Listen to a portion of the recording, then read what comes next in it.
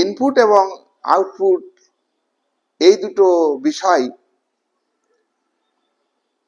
Political সিস্টেমের সঙ্গে ঘনিষ্ঠভাবে যুক্ত। তিনি তার তত্ত্বকে, ডেভিড ইস্টন তার তত্ত্বকে পলিটিক্যাল সিস্টেম গ্রন্থে, এটি 1953 সালে লেখা গ্রন্থ,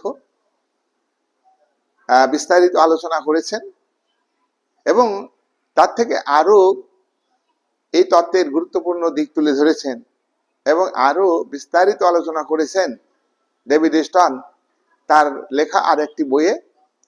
এই বইটি হলো a system analysis of political life. A system analysis of political life গ্রন্থে সিস্টেম অ্যানালিসিস অ্যাপ্রোচকে আরো বেশি political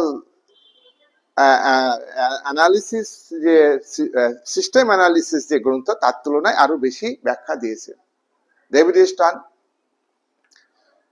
system analysis, political system analysis, রাজনৈতিক ব্যবস্থার ব্যাখ্যার ক্ষেত্রে বা ব্যবস্থা জ্ঞাপক দৃষ্টিভঙ্গি আলোচনার ক্ষেত্রে তিনি পরিবেশকে বা এনভায়রনমেন্টকে গুরুত্ব দিয়েছেন।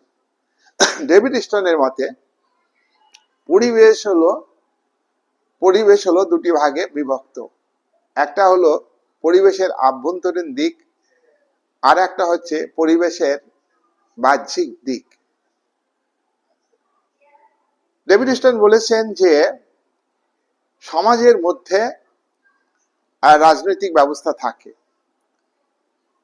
রাজনৈতিক ব্যবস্থা, পলিটিক্যাল সিস্টেম, এর মধ্য দিয়ে আজকে পৃথিবীর প্রায় রাষ্ট্রই পরিচালিত হচ্ছে।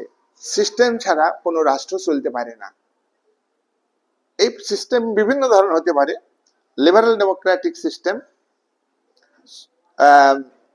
সোশ্যালিজম বা সোশ্যালিস্টিক সোসাইটি হতে পারে, সিস্টেম হতে পারে, অর্থাৎ মার্ক্সবাদকে ভিত্তি করে সমাজতান্ত্রিক ব্যবস্থা হতে পারে।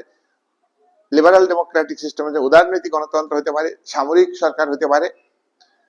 আর সামরিক সরকার ফ্যাসিবাদ, নাৎসিবাদী যে পলিটিক্যাল যে আদর্শ, সেটাকে ভিত্তি করে যে সিস্টেম, সেটা হচ্ছে ফ্যাসিবাদী, নাৎসিবাদী বা সর্বাত্মক রাষ্ট্র ব্যবস্থা।